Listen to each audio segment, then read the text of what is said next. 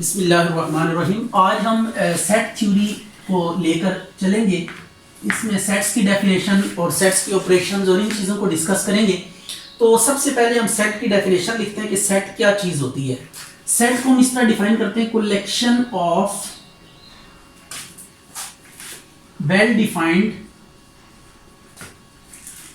Distinct objects is called a set। ठीक है, अब हम वेल डिफाइंड और डिस्टिंक्ट की बात कर लेते हैं। Collection of well defined and distinct objects is called a set. तो सेट के अंदर जो आपने एलिमेंट्स या ऑब्जेक्ट्स आपने रखने हैं, पहली बात यह कि वो वेल डिफाइंड होने चाहिए और सेकंड बात यह कि वो डिस्टिंक्ट होने चाहिए। उनको आप डिफरेंशिएट करेंगे, डिफरेंट एलिमेंट्स लेंगे। ऐसा नहीं हो सकता कि आप एक ही जैसे एलिमेंट्स को बार बार प्लेस करते जाए और उसकी कलेक्शन को आप सेट का नाम दे दें। तो वेल डिफाइंड को हम कैसे डिफाइन करेंगे? वेल डिफाइंड का मतलब यह है कि दैट कैन बी एक्सप्रेसेबल मैथमेटिकली और फिजिकली। आप उस पूरे ऑब्जेक्ट के बारे में बता सकें। जैसे आप कहते हैं कि collection of A table and a chair, तो आप टेबल, आपको पता है, आपके माइंड में एकदम नक्शा आ जाता है कि व्हाट इज टेबल। तो टेबल आपके लिए वेल डिफाइंड है। इसी तरह चेयर की जब बात हमने की तो वो भी आपके लिए वेल डिफाइंड है, क्योंकि चेयर की जब बात होती है तो आपके माइंड में एकदम आ जाता है कि ये क्या चीज होती है। लेकिन अगर हम ये कहें कि कलेक्शन ऑफ इंटेलिजेंट स्टूडेंट्स, ठीक है, अभी हम इसकी एक एग्जांपल ले लेते हैं। कलेक्शन ऑफ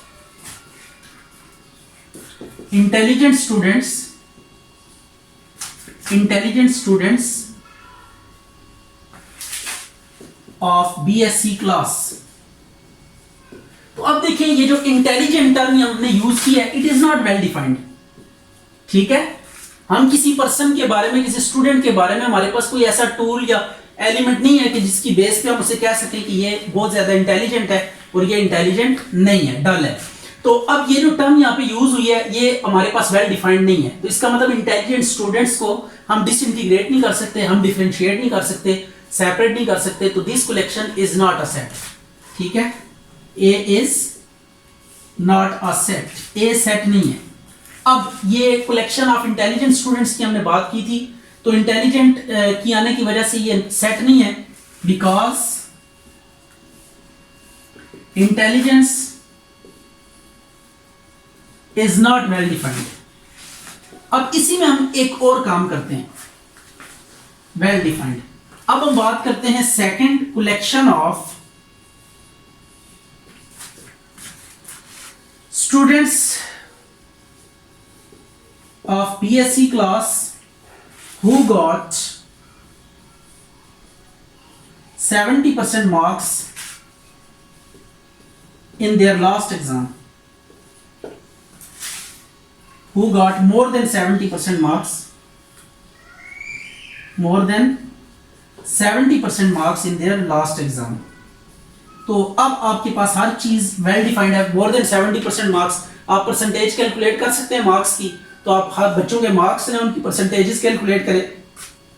जिनके 70 से ज्यादा मार्क्स हैं, 70 से ज्यादा उनकी परसेंटेज बन रही है, उनको आप सेट कंसीडर, तो उनको कलेक्शन में आप लिख सकते हैं।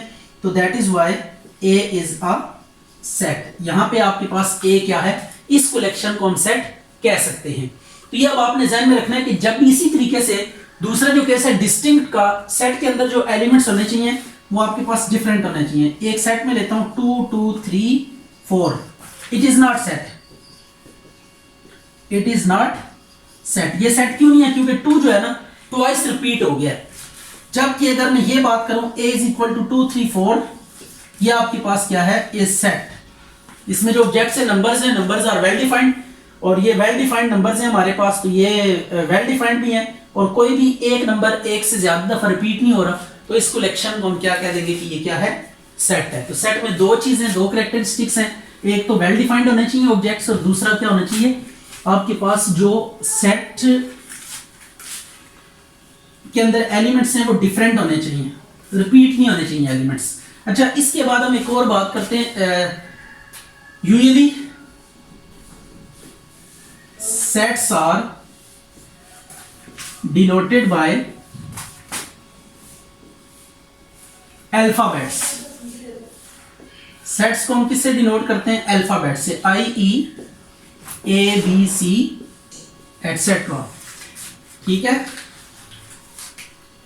Elements of a set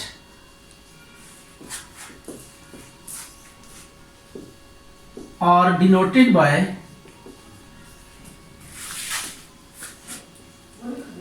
small letters, i.e. A, B, C up to so on etc.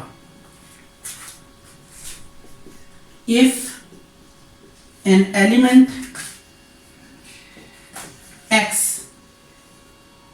belongs to a set A, then denoted as x belongs to A।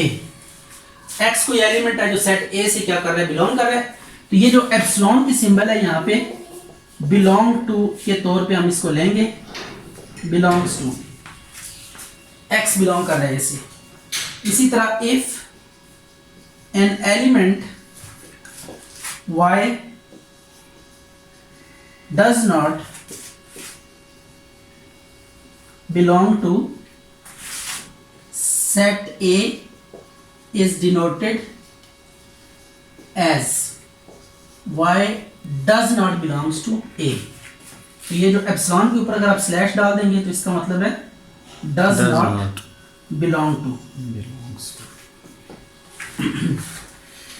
तो अब इसके बाद हम सेट्स की टाइप्स की बात करते हैं।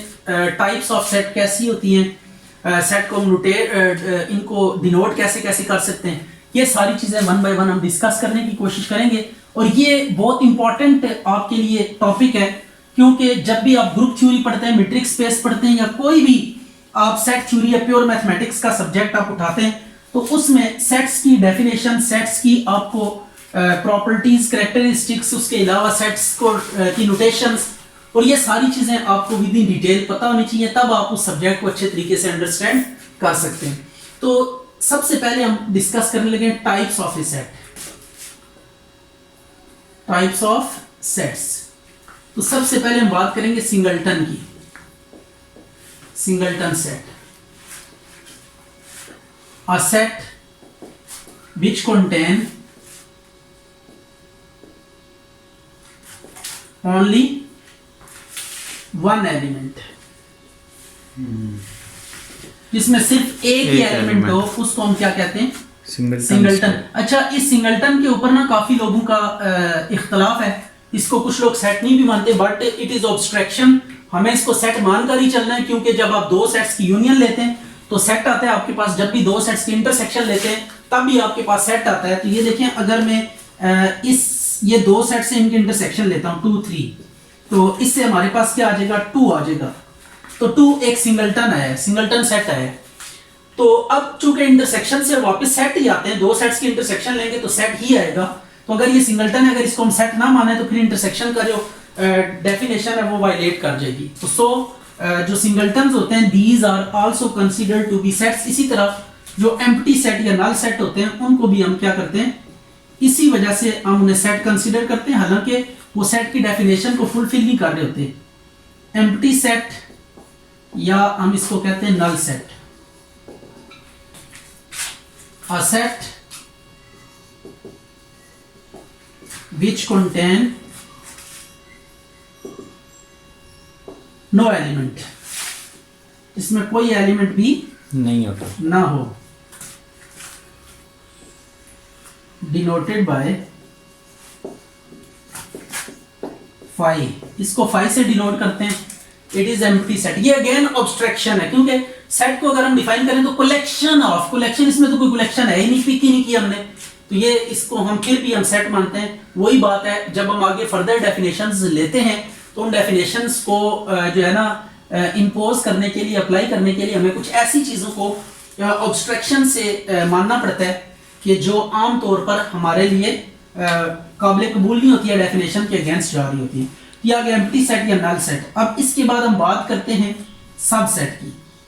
सबसेट क्या होता है?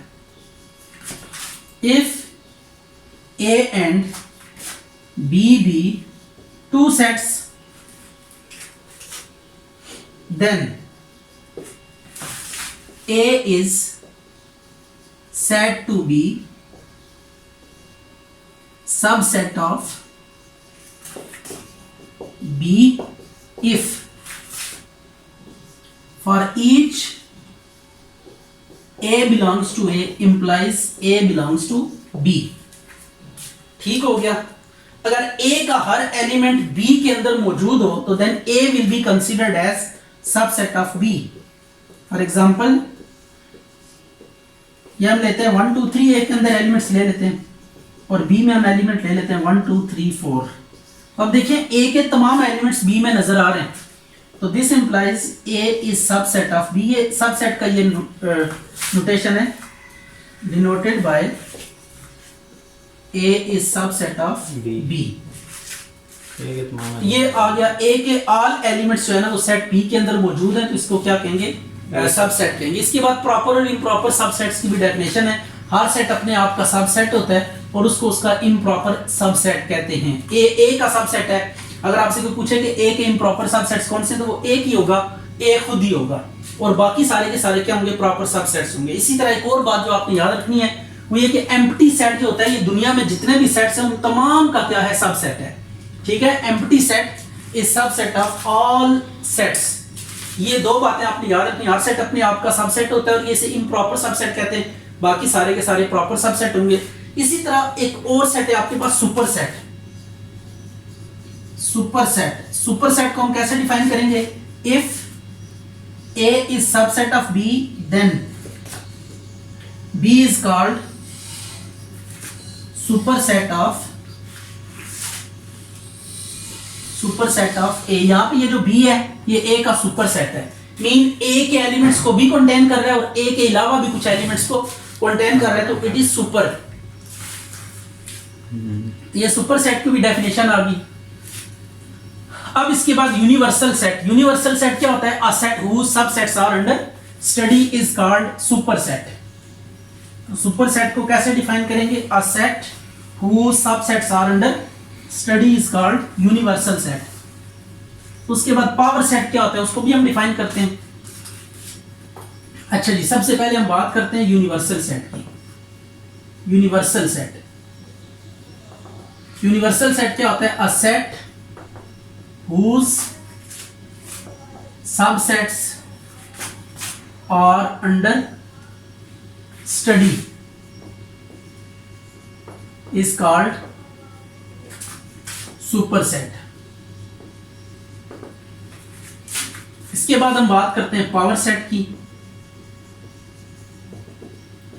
Power set, a set which contains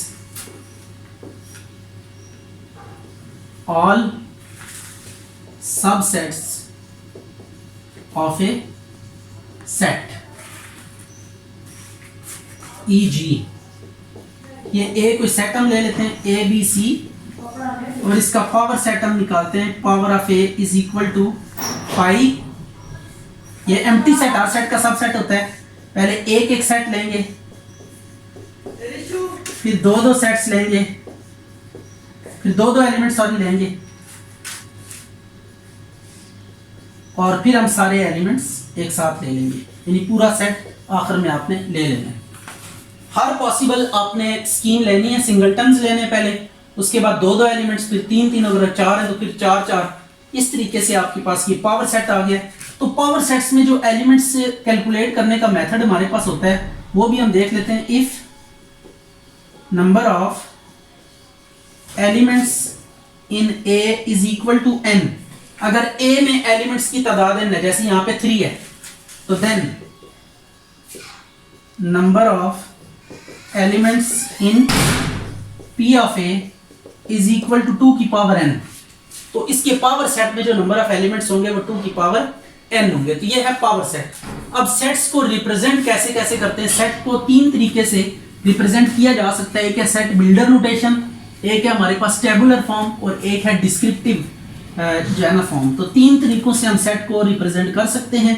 तो फर्स्ट ऑफ ऑल हम डिस्कस करते हैं tabular form. Representations of sets. Sets को कैसे रिप्रेजेंट किया जा सकता है, इस चीज को हमने सीखना है। सबसे पहले है हमारे पास टेबुलर फॉर्म। टेबुलर फॉर्म में क्या होता है, हम एक एग्जांपल लेंगे और उससे ये तीनों फॉर्म्स को डिफरेंशिएट करेंगे। टेबुलर फॉर्म ये होती है हमारे पास कि आप किसी सेट के तमाम एलिमेंट्स को डिस्प्ले कर दें। ये जितने भी एलिमेंट्स उस सेट के अंदर हैं वो आप सारे के सारे क्या कर दें, डिस्प्ले कर दें। ठीक है, या मैं न्यूमेरिक फॉर्म में लेता हूँ 1 2 3 4, ये 4 के 4 मेंबर्स हमने इसके जितने भी एलिमेंट्स थे उनको हमने डिस्प्ले कर दिए एक सेट में, तो दैट इज टेबुलर फॉर्म। इसी की हम बात करते हैं सेट बिल्डर नोटेशन की। Set builder notation some time ऐसा होता है कि एलिमेंट्स को हम डिस्प्ले नहीं कर सकते, जैसे सेट ऑफ रैशनल नंबर है। तमाम रैशनल नंबर अगर आपसे कोई कहे लिख के दिखाए, आप सारी जिंदगी लगे रहे तो आप नहीं लिख सकते। 1 से 2 के बीच में जो रैशनल नंबर है वही आप नहीं लिख सकते, तो बाकी पूरे सेट को लिखना तो नामुमकिन है। तो अब इस सेट की हम सेट बिल्डर नोटेशन लिखते हैं। ये होता है x such that x belongs to natural number and x is less than equal to 4। तो ये है सेट बिल्डर नोटेशन कि आप जनरलाइज कर देते हैं। ठीक है, ये कहां से आ रहे हैं, नेचुरल नंबर्स आ रहे हैं। नेचुरल नंबर्स हैं 1 2 3 4 अप टू so on। ये नेचुरल नंबर है, कहां तक नेचुरल नंबर है, 4 से लेस है। x is less than equal to 4 कह के ये हमारे पास सेट बिल्डर नोटेशन आ गई। इसी की हम डिस्क्रिप्टिव फॉर्म बताते हैं कि डिस्क्रिप्टिव फॉर्म क्या होगी। डिस्क्रिप्टिव फॉर्म ये होगी कि हम ऐसे लिखेंगे set of first four natural numbers. Set of first 4 natural numbers. ठीक है, अच्छा यहाँ पे कुछ सेट्स आपको गिवन होंगे, उनको सेट बिल्डर नोटेशन में लिखना पड़ेगा।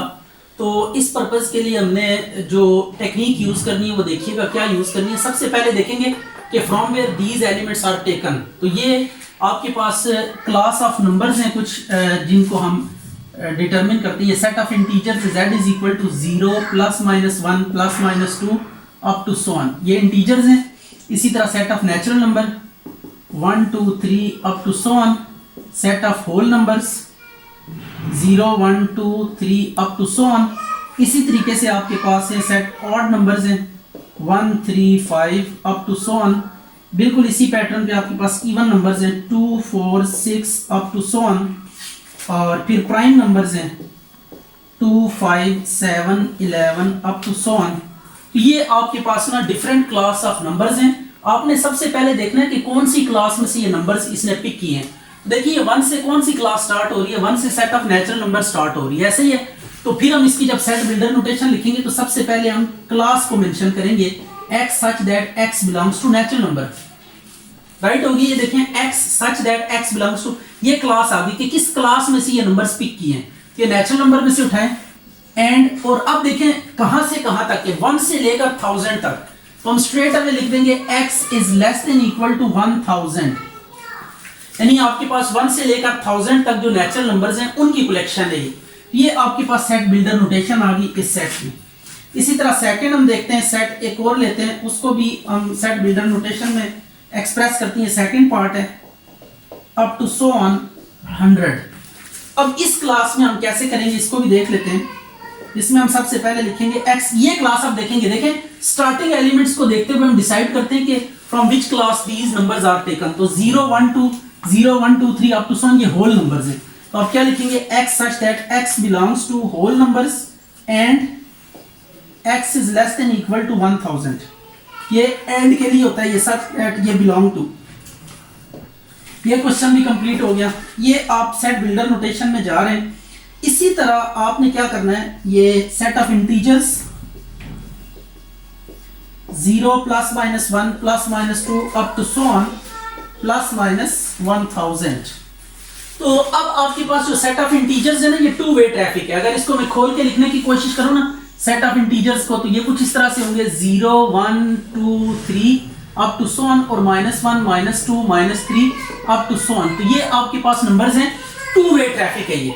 तो ऐसे नंबर्स जिनमें 2 वे ट्रैफिक होगी उनको हम कैसे सेट बिल्डर नोटेशन में कन्वर्ट करेंगे, इसको जरा देखिएगा। ये इंटीजर्स हैं, तो x belongs to z and इसमें आप अपर लिमिट भी और लोअर लिमिट दोनों मेंशन, इसको अगर खोल के लिखें तो -1000 सबसे छोटा होगा इस क्लास में नंबर और 1000 बड़ा होगा।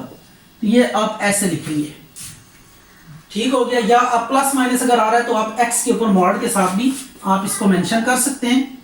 इफ दिस इज सो, इसको ऐसे भी लिखा जा सकता है x mod is less than equal to 1000। ठीक है, तो टू वे ट्रैफिक में या ये ऑप्शन आप यूज कर सकते हैं या ये मॉड वाली ऑप्शन भी यूज कर सकते हैं, या प्लस माइनस वाले दोनों तरह के नंबर्स आपके पास क्या हो, मौजूद हो। तो इसके बाद नेक्स्ट क्वेश्चन देखते हैं।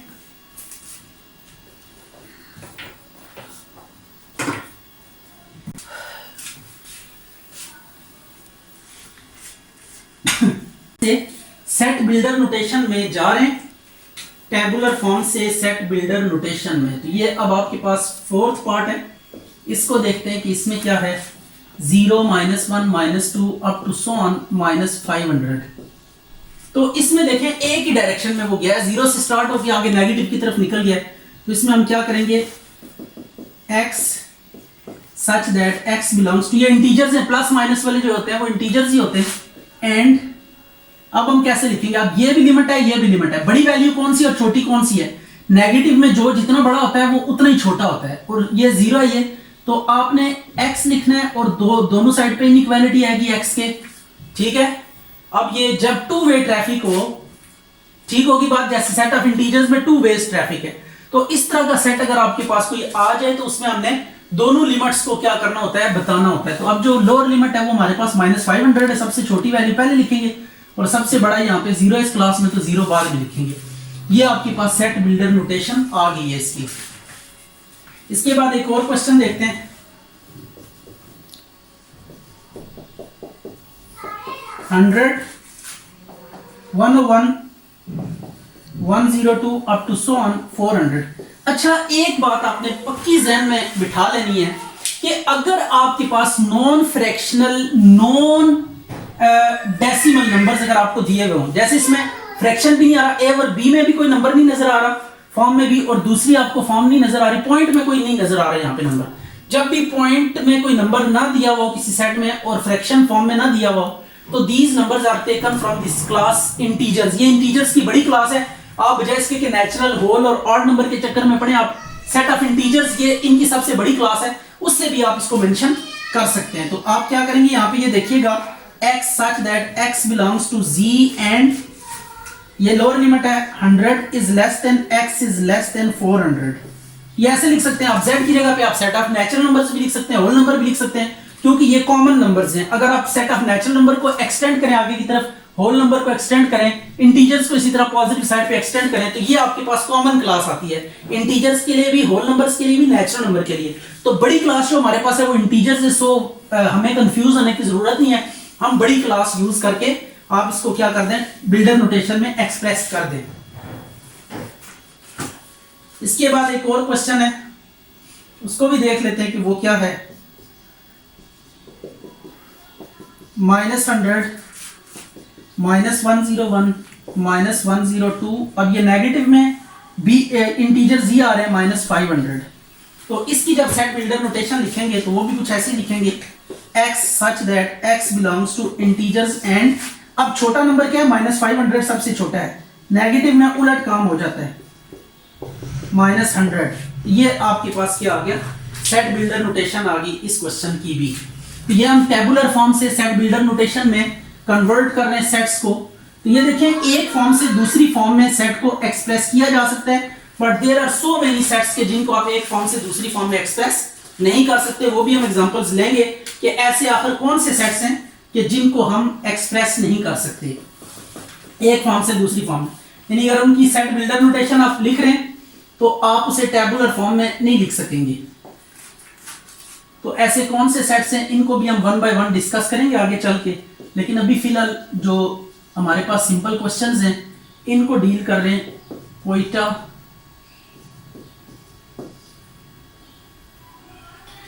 अब ये क्या है, पिशावर है, लाहौर है, कराची है और कोयटा है। These are capitals of the provinces of Pakistan.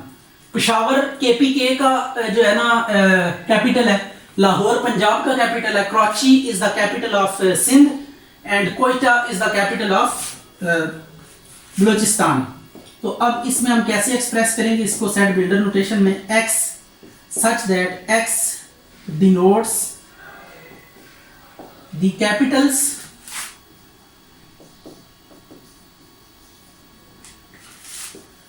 of the provinces of Pakistan।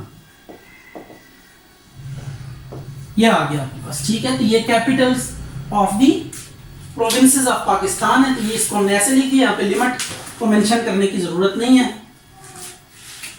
इसके बाद है A इज इक्वल टू जनवरी, जून, जुलाई। इसको हम कैसे लिखेंगे? X such that X denotes the names of months of Gregorian calendar। को पता है डिफरेंट कैलेंडर्स है दुनिया में, चाइनीज कैलेंडर है, फिर आपके पास इस्लामिक कैलेंडर है, फिर देसी कैलेंडर है इंडियंस का। तो इस तरह के बहुत से कैलेंडर्स हैं। तो ये स्टार्टिंग फ्रॉम जे, तो ये नेम्स ऑफ मंथ्स हैं जो जे से स्टार्ट होते हैं, स्टार्टिंग विथ जे। तो इसको ऐसे लिखेंगे कि ये आपके पास मंथ्स ऑफ ग्रेगोरियन कैलेंडर, ये जो ईसवी कैलेंडर है, इसके ये मंथ्स के नेम्स हैं और किस से स्टार्ट होते हैं? जे से स्टार्ट होते हैं।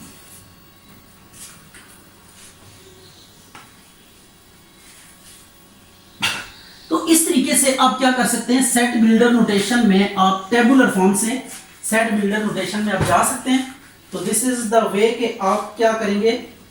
इसी तरह मैं एक और एग्जांपल लेता हूं, the set of all rational number. इसमें आप ऑल रैशनल नंबर्स को पिक किया गया है, रैशनल नंबर्स। तो ये कैसे करेंगे, इसको देख लेते हैं। लिखेंगे x such that x belongs to q। This is the simple one कि आपके पास ऑल रैशनल नंबर्स हैं, इसी तरह रियल नंबर्स हों या जो भी हो, आप इस तरीके से इसको एक्सप्रेस कर सकते हैं। और एक और पार्ट देख लेते हैं, a is equal to set of all real numbers between 1 and 2, between 1 and 2। तो इसमें क्या करेंगे, x such that x belongs to set of real numbers and 1 is less than x is less than 2। Between है, equal to भी अगर साथ होता तो फिर हम यहाँ पे इक्वालिटी भी डालते हैं। अब इक्वल नहीं है तो सो हम क्या करेंगे, जस्ट लेस देन के साथ इसको मेंशन कर देंगे, ठीक है। तो this was the notation of sets from tabular to set builder notation और from descriptive to set builder notations. ये दो तरह की आपके पास एक्सप्रेशंस थी, इनको हमने वन बाय वन डिस्कस किया है।